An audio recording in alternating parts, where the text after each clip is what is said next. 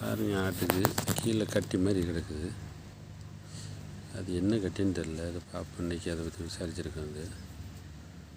அது என்னங்கிறது பார்த்துட்டு உங்களுக்கு மறுபடியும் ஒரு பாருங்கள் எவ்வளோ பெருசாக இருக்குது. நேற்றுலாம் இல்லை, இன்றைக்கி தான் இருக்குது. அப்படி ஒரு சைடு மட்டும்தான் அப்படி இருக்குது அந்த கட்டி. பாருங்கள், இந்த சைடு இல்லை.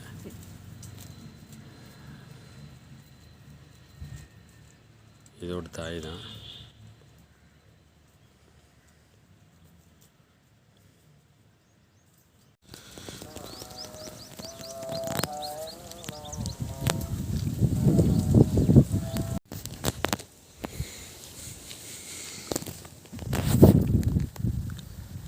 காலை கட்டி நல்லா கனைஞ்சு உடஞ்சிருச்சாட்டிருக்கு. பாருங்கள், அதுக்குள்ளே ட்ரீட்மெண்ட் கொடுக்கணும் இன்றைக்கி. அது எப்படி என்னன்றதை காமிக்கிறேன் உங்களுக்கு.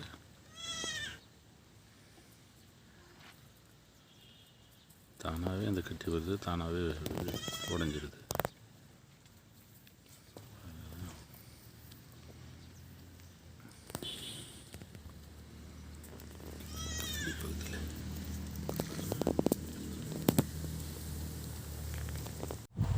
இந்த கட்டி பேர் கலலை கட்டின்னு சொல்கிறாங்க.